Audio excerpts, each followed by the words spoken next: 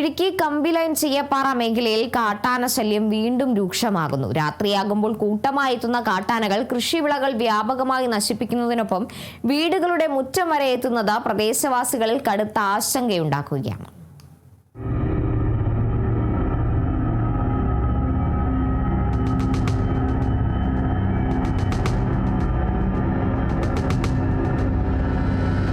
ഇരുട്ട് വീണാൽ വീടിന് പുറത്തേക്കിറങ്ങാൻ പോലും ഭയക്കുന്ന അവസ്ഥയാണ് കമ്പിലൈൻ ചീയപ്പാറ ഒഴുവത്തടം മേഖലകളിൽ. ഏതു സമയത്തും കാട്ടാനക്കൂട്ടം വീടുകളുടെ മുറ്റം വരെ എത്തുമെന്ന ആശങ്കയിലാണ് ഇവിടെ താമസിക്കുന്നവർ. രാത്രി പതിവായി കൃഷിയിടങ്ങളിലേക്ക് എത്തുന്ന കാട്ടാനകൾ തെങ്ങ്, കമുക്, കൊക്കോ ഉൾപ്പെടെയുള്ള കാർഷിക വിളകൾ വ്യാപകമായി നശിപ്പിക്കുകയാണ്. കഴിഞ്ഞ ദിവസം കമ്പിലൈൻ മേഖലയിലെ എൽദോസ് വാളറയുടെ കൃഷിയിടത്തിലെ ഒരു തെങ്ങും കാട്ടാനകൾ മറിച്ചിട്ടു. ദിവസേനയുള്ള ഈ ആക്രമണത്തിൽ കൃഷിയെ മാത്രം ആശ്രയിച്ച് ജീവിക്കുന്ന കർഷകർ വലിയ സാമ്പത്തിക പ്രതിസന്ധിയിലാണെന്ന് നാട്ടുകാർ പറയുന്നു. ഇവിടെ ഏതാണ്ട് 90ഓളം വീട്ടുകാർ മാത്രമാണ് ഉള്ളത്. മാമലക്കണ്ടം പ്രദേശത്തു നിന്നും അതേപോലെ തന്നെ പെരിശിക്കല്ല് പ്രദേശത്തു നിന്നുമായിട്ട് നിരന്തരമായി ചക്ക, മാങ്ങ ഇതൊക്കെ ഉണ്ടാകുന്ന സമയമാകുമ്പോഴത്തേക്ക് ആന കൂട്ടത്തോടു കൂടി വരും.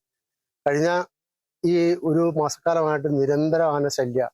എന്നും വീടിന്റെ മുറ്റത്തോടെയും വീടിന്റെ പരിസരത്തോടെയും ആന എന്നും വന്ന് ശല്യ. ഈ കഴിഞ്ഞ രാത്രിയിൽ 8ഓളം ആനയുണ്ടായിരുന്നു. 3 പ്രദേശമായിട്ട് ഇറങ്ങി ഭയങ്കരമായി തെങ്ങ്, കവുങ്ങ് അങ്ങനെയുള്ള സർവ്വ കൃഷികളും നശിപ്പിച്ച് കൊണ്ടിരിക്കുന്ന സന്ദർഭമാണ്. മാമലക്കണ്ടം വനമേഖലയിൽ നിന്നാണ് കാട്ടാനക്കൂട്ടം കമ്പിലൈൻ ഭാഗത്തേക്ക് എത്തുന്നതെന്നാണ് പ്രദേശവാസികളുടെ വിലയിരുത്തൽ. ഈ മേഖലയിൽ വനംവകുപ്പിന്റെ നേതൃത്വത്തിൽ ഫലപ്രദമായ ഫെൻസിംഗ് സംവിധാനമൊരുക്കിയാൽ കാട്ടാന ശല്യത്തിന് വലിയൊരളവിൽ പരിഹാരമാകുമെന്നാണ് നാട്ടുകാർ പറയുന്നത്.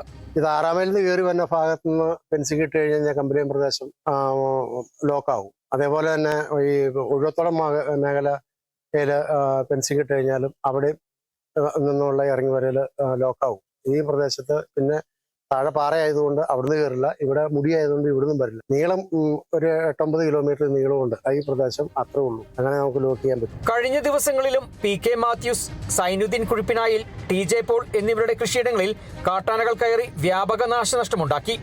മാസങ്ങളായി തുടരുന്ന കാട്ടാനശല്യം കർഷകരുടെ ജീവിതം ദുരിതത്തിലാക്കുകയാണ്.